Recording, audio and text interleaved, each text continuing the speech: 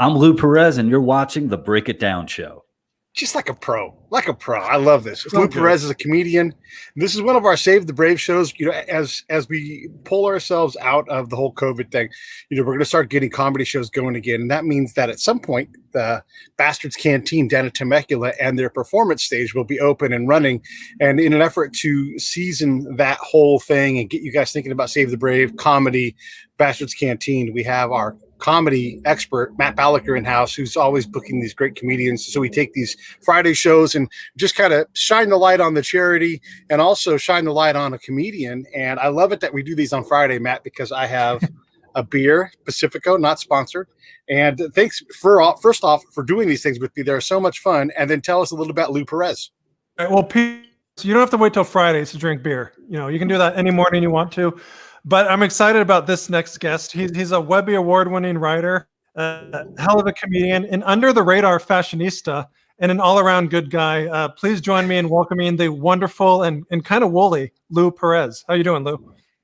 I'm very woolly. Thank you so much for having me, guys. I wish I had a Pacifico right now. That's a very smooth beverage.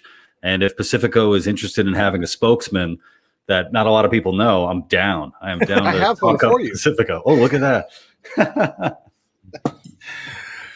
Yeah, so in doing the research for the show, there's a lot of things to ask you about. And I guess I'll just start with the basic question. One of the things, we have a lot of different people from a lot of different creative professions, right? And if you say, oh, he's a comedian, I have to now qualify what the fuck that even means, right? Like, does he work for burritos, which is fine? You know, is he an open micer? Does he play stadiums? So how would you categorize, like, you know, like it's like someone's an actor. Yes, they've been in a movie and they might have even starred in it, but are they really an actor? Yes, but yet. So same thing with comedians. How do you qualify what a comedian is and isn't? Well, for one, thank you so much for saying comedian and not something like humorist. That is a nightmare that I have, someone calling me a humorist.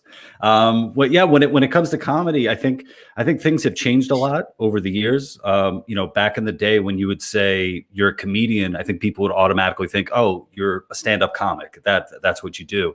But with the advent of social media, in particular with YouTube and all that, as a comedian, I do a bunch of things. So my main shtick is producing online content. So it'd be like sketch comedy, that sort of thing. And I also do stand-up comedy. I haven't done it in a little while, but I also do that. And also, you know, developing ideas for, you know, more traditional media like TV and, well, now streaming services and movies as well. So I do a little bit of it all. So, which I think you have to. Yeah, and so does that make you a comedian? Oh, I think so. Yeah, I think it makes me a comedian. It's wild because I've been doing comedy in some form or another ever since college. So I started in college. I was probably 20 or 21, and I started doing improv comedy and then live sketch comedy. So. You know, obviously, especially when you're first starting out, there is that struggle of like, hey, can I call myself a comedian if I'm not actually making money? You know, and definitely the first, I don't know how many years in this industry, I was paying a lot of money to do comedy. You know, whether it was, you know, going to open mics and paying $5 and sitting around for an hour to get my 3 to 5 minutes, or me and my longtime comedy partner Greg Burke putting in our own money to produce our own videos. You know, so there is that struggle. Like, oh, when can I, you know, say that I'm a comedian? And I think I got, you know, sort of the courage to call myself a comedian. Not necessarily when I was, you know, making bank from it, but when I was treating it like a job and consistently going out and performing in front of live audiences, you know, consistently working, putting out new material. People could expect to see or hear new stuff from me regularly. So it was like, yeah, you know what? I'm a comedian. I'm not where I want to be yet, but I am a comedian. And for the past 5 years or so, all the way up to the end of last year, 2020, I was supporting myself as a comedian. So I was very fortunate for that. Yeah, you're in the 1% then. So congratulations. And before that, Lou, like when post college, what were some of the jobs you did to kind of help sponsor your comedic aspiration? Well, I think my biggest sponsors, I have to say, is that I'm very privileged in that I had parents who loved their weird artistic son very much, and definitely gave me a hand. But when it came to jobs that I had, the one I always have to talk about, the first job I had coming out of college, I graduated from NYU, and I was basically an English major. And the first job I landed was writing erotic fiction for a living, writing erotica. So it sounds glamorous, it sounds like, oh, to write this stuff, you have to look like the buff dudes on the cover of romance novels. But really, it wasn't elegant at all. So I saw an ad on Craigslist back when you could book gigs on Craigslist, and and the question was very simple. It was like, would you like to write and edit erotic fiction? And I'm like, oh, that sounds fun. So I had to write a sample story and send it in. So I'd never written one before, and I sent one in, and I got an interview, and I ended up getting the gig. And so for a few months, I think I lasted like 3 months, Monday through Friday, I would go down to Lower Manhattan, sit in an office building in a cubicle, and write ridiculous smut, like really gross, dude-centric stuff. And there was a readership there. There was a readership that was able to fund, basically, I think there had to be at least 12 people working full time at this place. So wow. This is like back in the day. So this is like probably 2005 or 2006 where this was happening. And I look back on that, and it was sort of like, it was kind of similar with comedy in that I had an audience. Like not a lot of people who are aspiring to be a writer. They say, you know what, I want to write erotic fiction under a pen name in particular, and I want my stuff to be on really cheap pulp paper, and going out to dudes in a cabin in Nebraska. Like people don't think that, but here I am. I'm putting that. Or out Southern there. California, in my case, yes. Or Southern Cal. But you guys have the real porn there. I mean, come on, you guys don't have to mess with my stupid words on the page. But it was, sort of, looking back, it's like, wow. But I was writing stuff that was entertaining an audience, and how cool is that? And shortly after I left the job, I ended up going to graduate school for creative writing. And it was interesting being in a creative writing setting where people were writing stories, right? Spending all this time writing stories in the hopes of getting them published in a literary magazine that maybe has a circulation of like 1,000. So you're spending all this time writing the story, you put it out there, nobody reads it. But yet this guy over here is writing Nasty Nymphos number 16, and that's going out there and getting an audience. So, So did you put that on your creative writing application?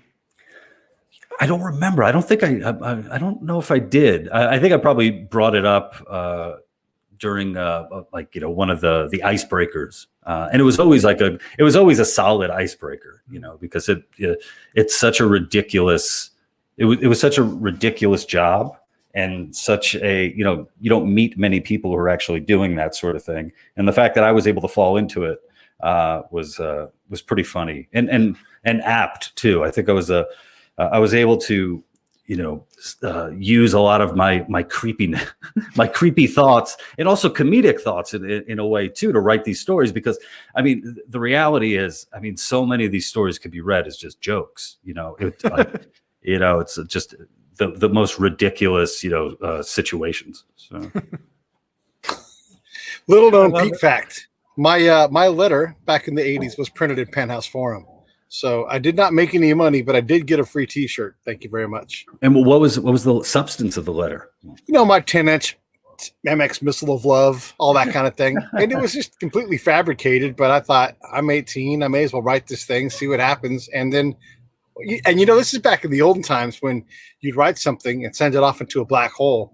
And then 6 months later, you'd get a response with the bag of the shirt. And you're like, yes, best day ever. Wow.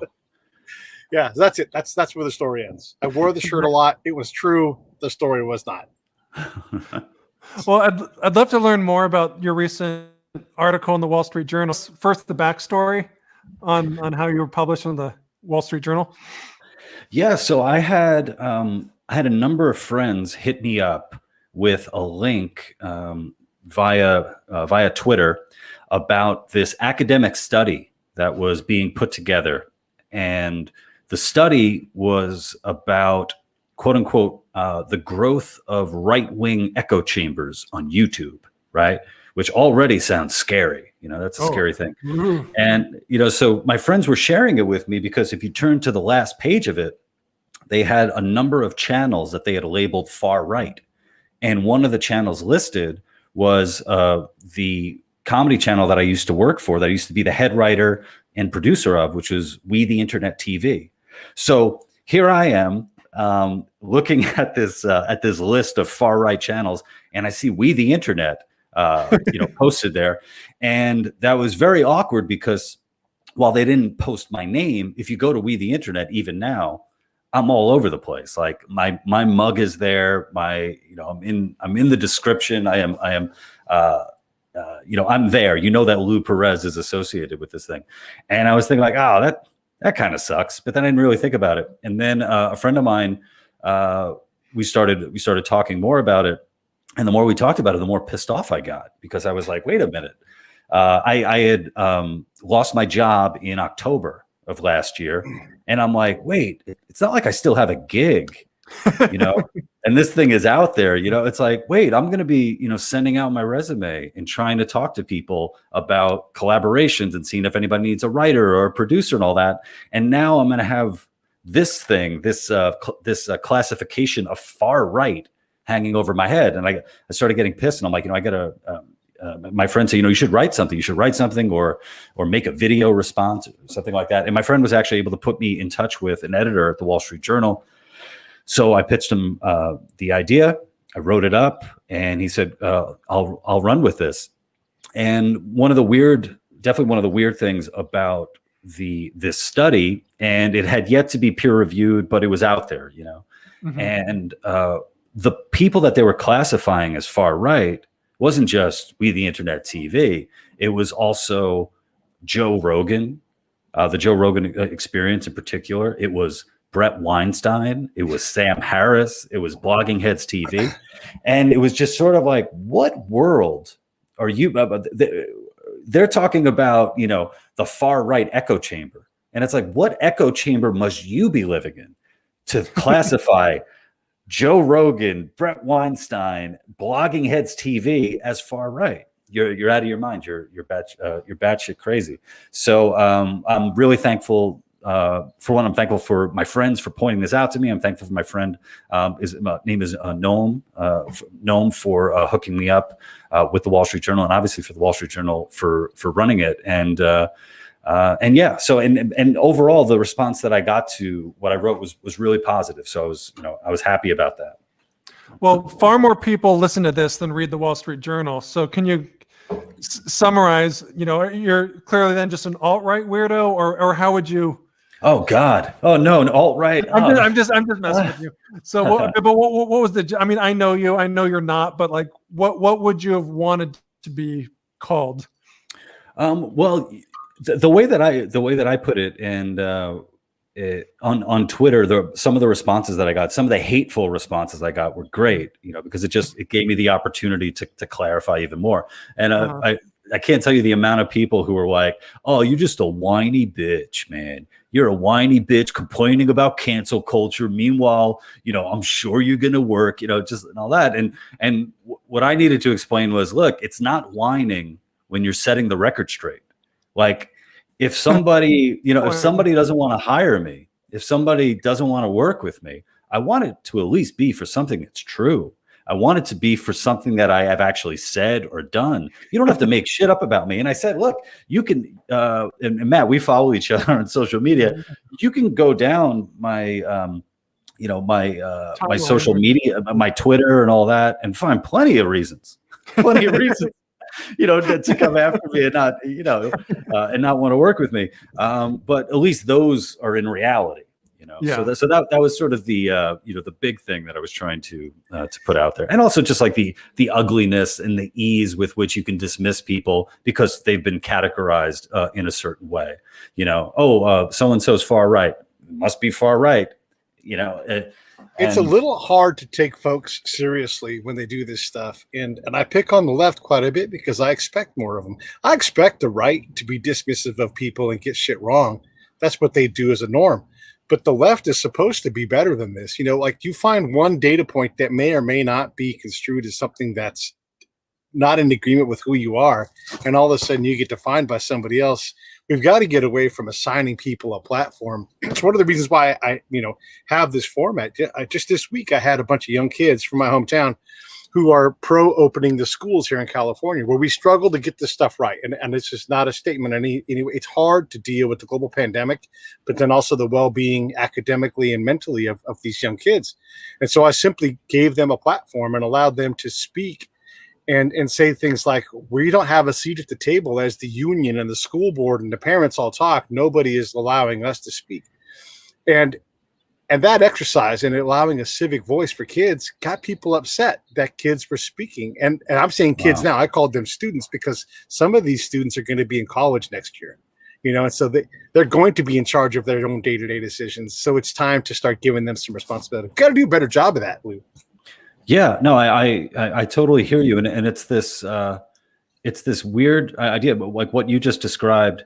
You take something like climate change, and Greta Thunberg was a big spokesperson. A lot of people sort of hid behind her for cover. So on that issue, it was okay to basically have to exploit a child, right? Sure. But then in the example that you're giving, where here are kids actually, talking about. I mean, just how nuts does it sound? We want to go back to school. Like, how bad are things? Yeah. Kids are like, we need to go back. And also, shut up. Stay out of school. Yeah. And also, I mean, for I don't know for however long, but I saw recently, like the CDC was like, it is so important that we get kids back in school ASAP. The CDC, and I can only imagine like what those kids are going through, and also, being in a position where, where they're experiencing being shouted down, right. As opposed to actually taking part in a debate, because, hey, if they're wrong, then they're wrong, but at least let them speak about it. Absolutely. Yeah. And then when you bring the comedic aspect of this in, it's hard not to mock things like this, like your article with Ibram X. Kendi. It's hard to take that guy seriously because he can't even define terms. Because as soon as he stands on a principle, you can say white privilege. You shouldn't have done that. Like everything that he's trying to change, it's all in sand. And so it's easy to mock things like that because it's not. Here's an academic who can't define terms, because defining something is power, and it gets really tough. Well, I mean, that might be a reason why he's basically come up with this ideology, this rubric where every human interaction, every policy or result of a policy is one of two things. It's either racist or anti-racist. Now, just imagine, like, I'm going to be 39 years old this month, and I'm looking back at my life, and I'm like, I think things are a little bit more complicated than that. I think things are a little bit more complicated than racist or anti-racist. And he's a guy who I believe should be called to account for the stuff that he said and the stuff that he does, especially if he wants to, make those, make that very simplistic, dualistic, those terms. And he, I guess, got into a little bit of a controversy because I guess it's probably already gone right now. But he was speaking to a group for a New York State. I think it's the New York State Association of Independent Schools, and they had an e-seminar. And on Twitter, somebody uploaded about a minute, 50 seconds or so of Ibram X. Kendi talking. And in that little clip, what he said was he had this anecdote about his daughter coming home the other day and saying that she wanted to be a boy. His daughter saying that she wanted to be a boy.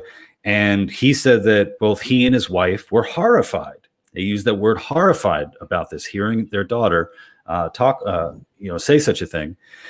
And he and his wife started talking about, what sort of messages is she hearing in our home or outside of it that would make her want to be a boy?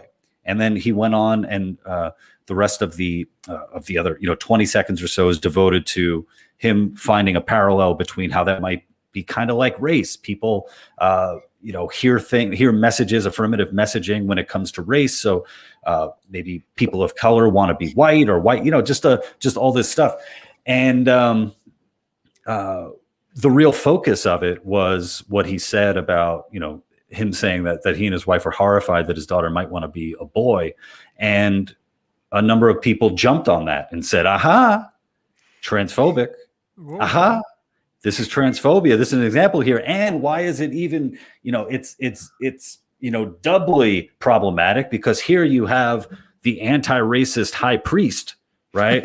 So the cornerstone of woke, coming out and saying that he and his wife are horrified, right, about the possibility that his daughter might actually be a boy. And people, jumped on it. And basically what came of it was, a good lesson in hypocrisy, because he was not punished. He was not canceled for that. A lot of people pointed out that had he been a different person, had he been especially a figure on the right, he would have been pilloried. He would have lost, a lot of jobs and that sort of thing. And I was just pointing out, trying to make, a couple points in the piece that I wrote for Spike. One is I see what the person was doing when they uploaded this little clip, and it's playing on what is sort of the basest nature of social media, where you're going to take this little clip. It's 50 seconds from an hour-long conversation, and we're going to use this as a reason to tear somebody down. And I don't get behind that. I wish that this guy was just taken to task more for how dumb his ideas are, and allow the market to decide that. But if you look at the market, this dude is doing real well, man. He's got like an anti-racist research center. He's a founder of it at Boston University. I hear he just got, I think, a 3-project deal at Netflix. He's got books on the New York Times bestseller. He's doing well. So in the world that he describes, the society, right, that has, the outcomes can either be racist or anti-racist. This dude is cleaning up. This dude is cleaning up in this society. So, thank you for letting me. It's sort of like he's, it's like it's hard to take Rage Against the Machine seriously when they're, multi-millionaires. It's like, well, what are you so mad at now? Yeah. Well, I saw recently, but in regards to Rage Against the Machine, I saw a promo for Tommy Morello, who's the guitarist, fantastic guitar player, yes. Right? But the promo, I don't know if he has a book coming out or something like that. It said "Speaking Truth to Power," and it's like, it's like, hold on. Are you the there, one buddy. listening, Tommy? Yeah. Yeah. It's like, hold on there, buddy. It's a lot easier to speak truth to power in the United States, where you are constantly, shitting on it.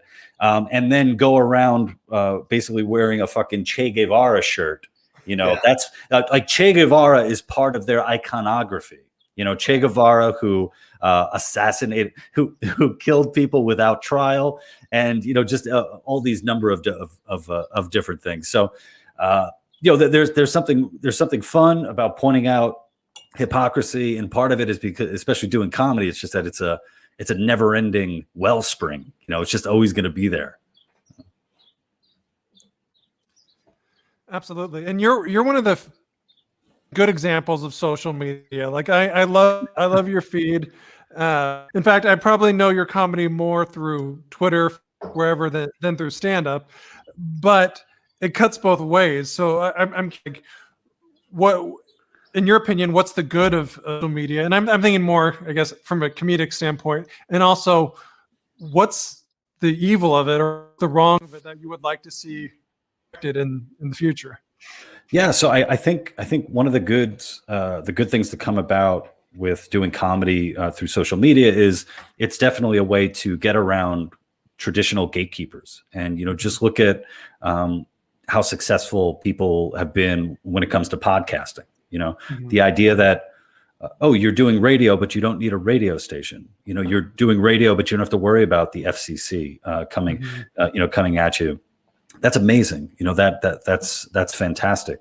The ability to get your work out there to people that would never be able to see you, or during something like a pandemic where, say, you are a touring comedian and clubs are closing down, or you can't get out there to clubs. There's the ability to find other ways to monetize or to get out there and perform. I think one of the downsides, though, about putting so much stuff on social media and trying to develop stuff there is that people are used to just getting stuff for free. People are used to just you can laugh at 100 jokes that a comedian's put out there and not pay a dime for it. And so I think that might just be more of a cultural thing where it's sort of like trying to express and try to be more of a evangelist for, hey, if you like what this comedian is doing, if you like what this writer is doing, or any of these other creators, please go and try to support them. But try to help them along the way. So that's where I would say about that. Nice. And I love your comments. Like a lot of times you're willing to engage with, I don't necessarily always want to call them trolls, but people who disagree with you or trying to, I don't know, be funny back. But when you ever like, okay, this is worthwhile, or I'm just going to forget this. It's a waste of my time. Oh yeah, no, definitely. And it's something where I've had to pull myself back. A couple of years ago, I was spending way too much time online. I was working too much. And you check the clock and I'm like, man, I've been sitting at this computer. It's 10 p.m. I've been sitting here since 8 a.m. Some of it I was getting work done, but for the most part, it was just getting into these arguments or conversations that were going to go nowhere. So I think for a lot of people, the goal of an internet argument isn't to win; it's to waste the other person's time. and I have been on the losing end of that quite a bit.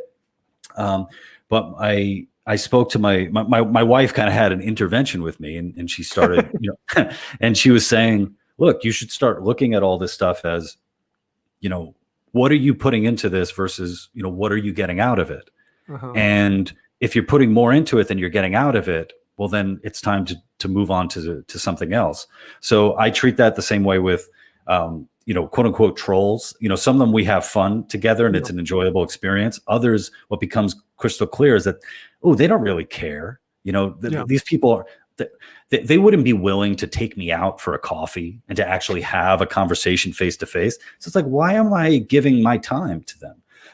And then also, I think one of the ways of taking sort of like the negativity and turning it into something good is to see, well, what am I learning about myself and also about people through these engagements? What can I take away? What material can I glean from this? And fortunately, I've been able to to take that material and to use it. And I'll give you an example. So one of the videos that I did was like a short monologue, just basically about people who are offended, and when you're putting out dozens of jokes a day, you're gonna offend someone every now and then. And what I found was, when I offend somebody on the left, for the most part, they get the joke, they don't think it's funny, and they think I'm a bad person for telling it.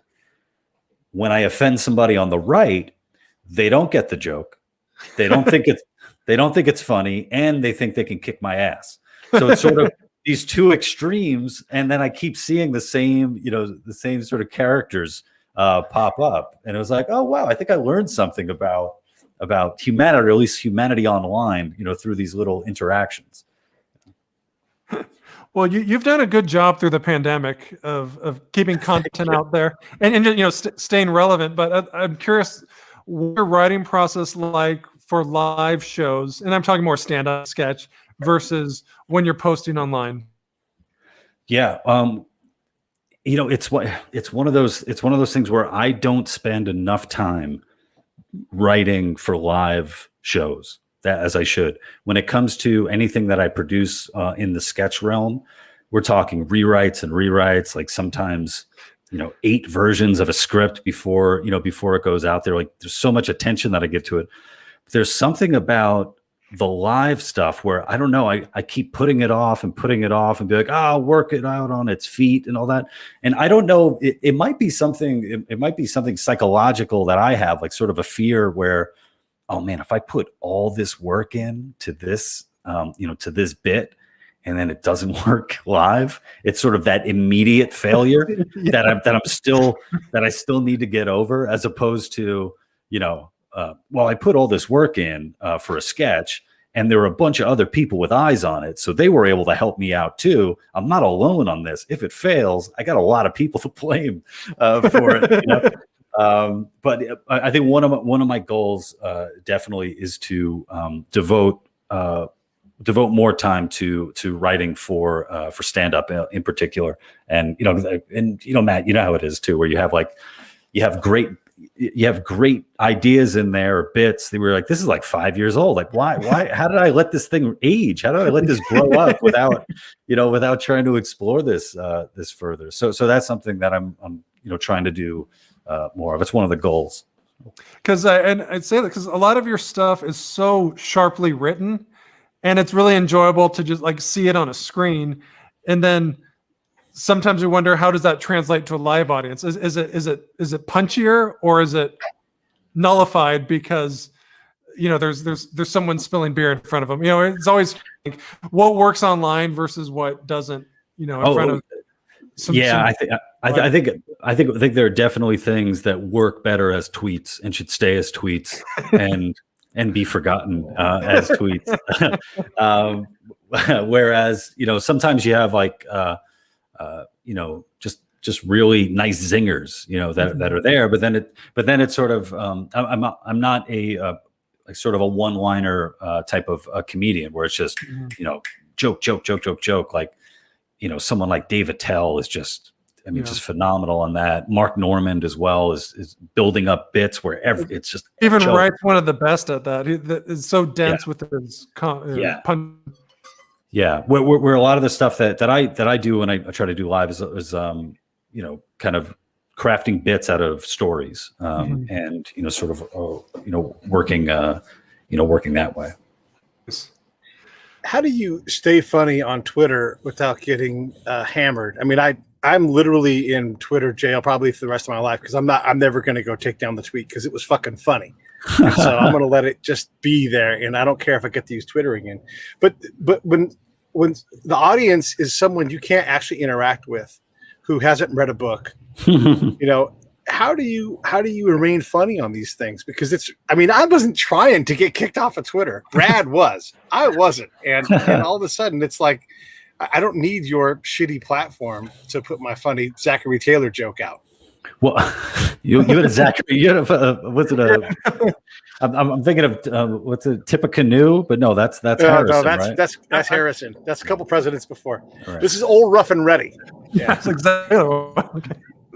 I wasn't ready for that.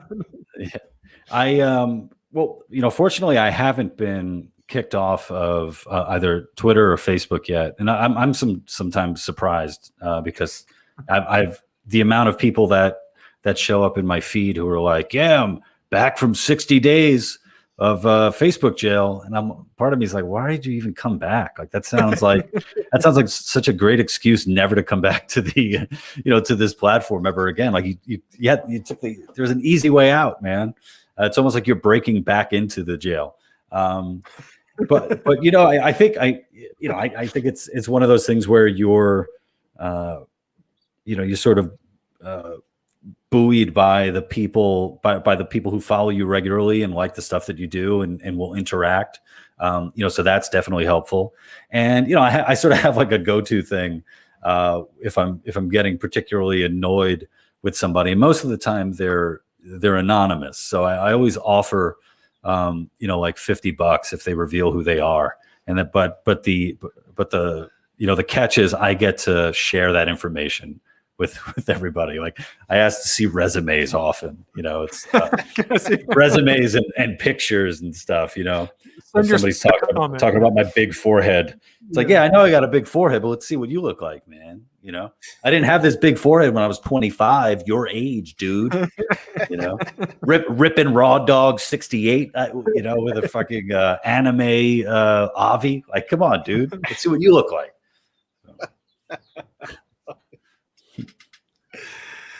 There's something to be said too for the face-to-face requirements to be funny. And let me back up. If the person judging the comedy isn't capable of judging comedy, like, okay, you're a fact checker, whatever the fuck that means, but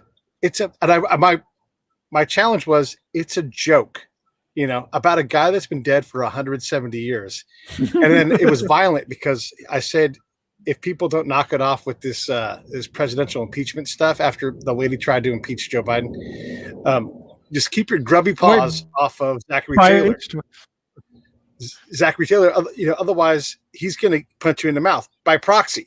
So not only did I say it wasn't even Zachary Taylor, it was be like one of his minions that would do it. It was patently ridiculous, right, that Zachary Taylor would somehow be impeached, reanimate, and then command someone to punch somebody in the mouth. It was so nonviolent, but it may even be a bad joke. But how can you, if someone says this is a joke, how do you read that thing and go, nope, that's inciting violence? Yeah, that just sounds insane. The fact that's what got you kicked off, man. That's nuts. Yeah, and it's weird. It's weird the way that words are thrown around, like something like incitement, and I wonder how many people actually know what that word means, or at least how the word has been codified in law. The amount of people saying, "Oh, this is incitement," doubtful that they heard of the Brandenburg case. Very doubtful if they heard about that. I don't know. I think there are a lot of people who will never be in the position to hire or fire somebody, where the only way that they actually get to remove people is by jumping on joining a mob online and saying, I got this person out, or I'm reporting you. Like, can you imagine? I can't imagine reporting somebody. I can't imagine. It's like the world's become an HOA, a really shitty HOA. Yeah, it's like really, my fence is 3 inches too high, really, and now you're gonna burn down my house because of that. Yeah, you're never allowed to buy another house. Right, exactly. Oh man, it's ridiculous. So the other day in the LA Times, a lady wrote a wonderful op-ed where maybe you guys saw this, her Trumpite neighbor shoveled her second home's driveway up in Big Bear or wherever it was, so she lives somewhere in Hollywood and obviously has a nice living because she can afford a home in Big Bear with a lot of snow. And she likened him to the Nazis, Louis Farrakhan, Hezbollah. This is someone who asked for nothing in return, just did them a solid of shoveling the snow from their yard. And she's like, I know deeper inside me, I should probably thank him, but mostly I want to call him a monster. Why is he doing this? There's some kind of nefarious plot. And there needs to be like a Funny or Die about this. I wanted to read that. I saw a number of people sharing that, but unfortunately the LA Times are behind a paywall. you know? So in order to be able to read this very privileged woman's writing, I have to, you know, fork over, you know, like $5 a month or something like that. When I hear something like that, I'm wondering, is that parody? Is that for real? You know, it's sort of what a mixture. You know, I'm going to pick the Nazis and Louis Farrakhan and Hezbollah. You know, for someone, and it's funny just looking at you start thinking, like, when you start making those, you know, she starts drawing those lines. You know, it's sort of, what's the follow-up article in response to her? It's like, oh wait, Hezbollah, do you support Israel? Is that why? You know, oh, you brought up Louis Farrakhan and compared him to a Nazi. You obviously must be racist. You obviously have a problem with, you know, Black solidarity and the, you know, the movements therein. Obviously, the Nazis. Okay, yeah, that's an easy one. You can get a pass on. It's just so odd. I was on a podcast not too long ago, and the host was talking about where he lived, and he happens to live in the South, and a lot of the assholes that he has to deal with in his life there were Trump supporters. And it's like, and I'm like, man, that sucks. It sucks that, for one, that you're dealing with jerks and they're Trump supporters, and he'd had like legit threats on his life, and it's like, come on, that's gross, that's disgusting. And he thought that, you know, I would have, you know, maybe similar interactions, and I had to explain to him, like, dude, I live in Brooklyn, so every asshole that I have to deal with is a Biden Harris supporter, you know. And it's just the reality of, look, just because you vote for quote unquote the right candidate, it doesn't make you a good person. It doesn't make you the type of person who, like the woman in the LA Times describing this guy who, hey, just goes out of his way and it's like, oh, I see a neighbor who's in need, I'll go help them out, not think much of it. Probably never thought that he would be the you know, the centerpiece in a Los Angeles Times article. And I think really simple, boring people will rely on, these, tribal affiliations as a way, not to deal with the fact that, they might need some help. They might need some growth. They might need to work on themselves a little bit. So. One of the things that she says in the article, and I'm glad to cut and paste and send it to you, the LA Times will get over it. But the one of the things they say is, she's like, it sucks when your neighborhood isn't full of people like you. And I'm just like, whoa, I'm glad you're saying this in public. Like, this is fantastic, so that we can all understand what bigotry and intolerance look like, because here it is. We're all wired to be intolerant and bigots, but can we evolve past it? Can you realize when you say something like that, like, oh, I love black people, I have a black friend or whatever, these things all work to our disadvantage when we say these things. And when you say that, you talk about privilege, and here you have two homes and one of them is in the mountains. Right. It just gets a little bit hard to, I'm glad it's public so that we can all see how much we're all assholes. And lighten up a little bit, Yeah. I think someone recently on Twitter said that they enjoy being able to argue at a dinner table. They like having arguments with people who obviously they disagree with each other, and being able to come together at a dinner table and argue is very important for them. And I responded by saying, I think it's great when you're able to hang out with people at a dinner table who have original ideas. I mean, forget about the arguing, right. like somebody with something original to say, that's great. And I think one of the problems too, and again, I didn't read the LA Times piece, but, based on how you're just describing the woman, you do wonder, what does her social circle look like, and oftentimes you have people in particular, well-off, college-educated people who seem to just kind of hang out with those same people. And excuse me, I muted myself so I could cough.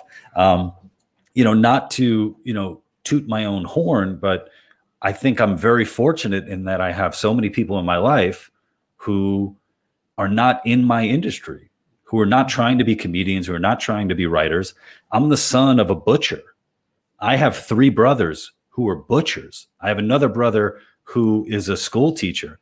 I have cousins who work, who are tin knockers. I have people, I know quite a few people who smoke. Sam Harris made a point on one of his podcasts a while ago. He's like, I don't have anybody in my social circle who smokes. I don't have, and it's that small element of, well, it's like, well, what are the conversations that you're having? And you have so many people who, they don't know what it's like to run a business. They don't know what it's like to run a business that fails. They don't know what it's like to, be out of work because, something like COVID hits. Yeah. And they get to live in sort of this, not a fantasy world, a real world that they have constructed with people who are just like them, and therefore the rest of the world must be just like them. Yeah, that reminds me of a post you had pretty recently, Lou, where you said something to the effect of anyone who can't afford $15 an hour to pay someone shouldn't be in business, signed Amazon. And I kind of thought a little bit about your background, because I know your father, you mentioned, was a butcher. Did he have to like hire and fire people, or? I'm not sure. Yeah, I'm not sure. I haven't checked in with them on that front, on the business for on the HR angle. I might have to hit them up for a job real soon. But it just reminds. I mean, even if not, he worked all business in a very competitive industry. It definitely has. So it definitely has an impact. Yeah. How did that color you on an issue like minimum wage, for instance, which is really competition, I think, more than any.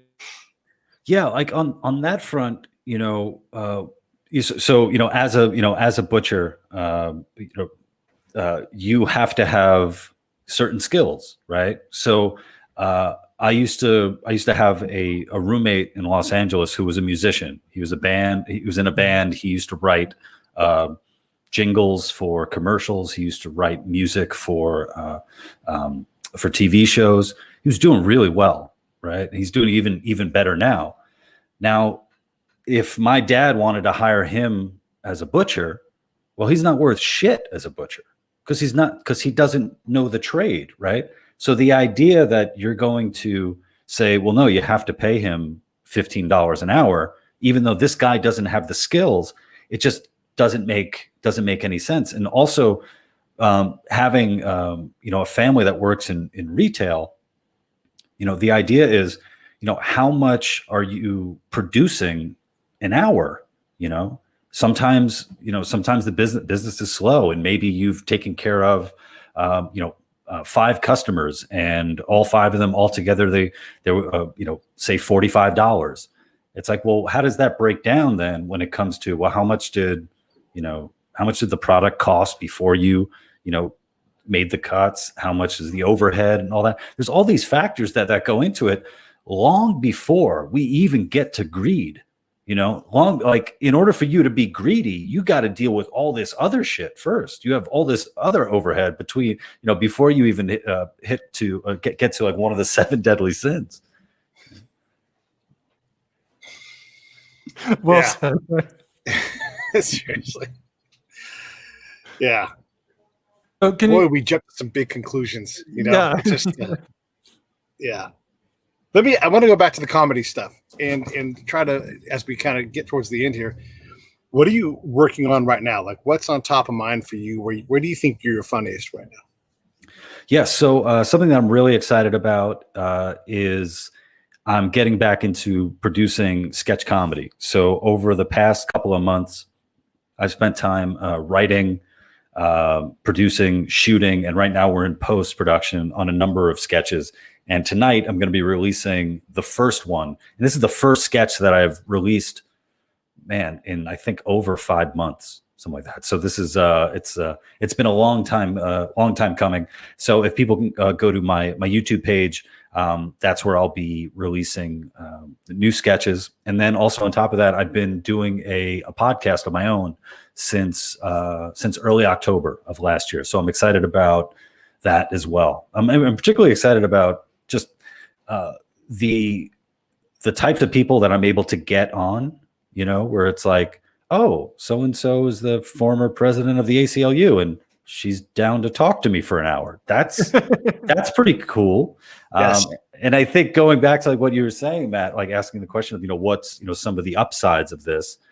I mean, that's definitely one of them. I mean, with the technology that we have, you're able to, talk to some of the most brilliant, interesting people out there. And, look at, people like Joe Rogan, who's made a whole, industry and brand of like, here's a comedian, someone who's very interested in the world and stuff. And it's like, well, what happens when you get a nuclear physicist and a comedian together? What are they going to talk about? So that's been one of the really fun things too about social media, about technology being able to put together these juxtapositions that otherwise really wouldn't, I don't think that would ever actually happen. And what are your favorite types of guests? How do you want to see your show over the years? Yeah, so I think my favorite types are people who have made something that I really enjoyed, and I just want other people to know that what they made is out there. So 2 examples. I had there's an amazing documentary called Red Dog about a saloon / go-go bar strip club in Oklahoma City, and it's notorious. And there's a documentary about it, and the one of the documentary makers is a guy named Luke Dick, who is a singer-songwriter, and also his mother used to be a dancer and a bartender at this strip club, right? So it's an amazing documentary telling that story. And one night, my wife and I watched it, and I was like, you know what, I'm gonna hit that guy up. But it looks like he has a Facebook page. Let me see if I can get him. And he got back to me, and boom, I got him. I have him on. Coming up, I have another documentary called Pigeon Kings, which I think I watched probably like the next day after Red Dog. So Pigeon Kings is about people, like guys, where the sport is flying pigeons. They fly pigeons overhead, and it's a particular kind of pigeon that does like loop-de-loops, and the more spins and turns they have, the more points you get. And they're out in L.A. They're out in like Englewood, right? So you have a community of of guys in L.A. flying pigeons, and somebody made a documentary about it. And I'm gonna have two of the figures featured in the documentary on, as well as the filmmaker. And it's like that kind of stuff that I wish I had more of an infrastructure where I was able to do more of that. And maybe one day I'll be able to get to the point. But I feel like, definitely spending so much time online, there's so much to be angry about. There's so much to be, to get swept up in. There's so much time to be wasted, where when you actually find something that, makes even just the smallest impact in your life, or how you see the world, those stories that you want to tell, it's like, oh, we got to just boost that as much as we can. And that's what I hope to be able to do more of. It's one of the best things about having a show is you just get to collect all these incredible people. You're like, this is what you do. Like, just it's shocking, some of these lives that you get to interact with. And like you said, they say yes. I mean, you said yes. People say yes to doing this, and it's such a life fulfilling and enriching thing. It's changed my life to have a show, and I appreciate you coming on and everything. I don't want to take too much more of your time. I'll let Matt close out, but I appreciate the hell out of you for coming on, Matt. Oh, thanks for having me, guys. And I too appreciate the hell out of having Lou Perez come on. So for folks out there, obviously podcasts, where can they get more Lou? Yeah. So you can go to my website, thelouperez.com, and you can follow me on most social media at the Lou Perez. And also, if you're interested in supporting, I am on locals.com, thelouperez.locals.com. Yeah, go to locals and support them. Support the Break It Down show on YouTube by subscribing and hit the reminder bell so that way you know when we go live. We have a little PayPal link where you can just drop a couple of dollars in either every month, or if you feel like supporting the show, all that money goes right back into the show as an investment. That's how you can support us. You can always support Save the Brave at savethebrave.org. You can go there. Same thing. You can just do a monthly donation or a one-time thing. If you're interested in your town supporting Save the Brave, we'll come out and we'll figure out how to put together an event and get some businesses together and do something big for charity. And if it's not Save the Brave, do something. As long as you're doing something for charity, you're doing the right thing. And thank you, Matt, for setting all these up. I appreciate you. Thank you.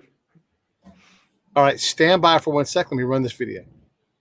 Hey, thanks for watching the show. I really appreciate it. Right here, you can subscribe. Please do that. It makes the show grow. Hit that notification bell so you know which incredible guest is coming up next. Down below is the PayPal link. You can put a small subscription in. That is an enormous help. All that money goes right back into the show. And then right up over here are the next episodes you should listen to, curated by yours truly. Thank you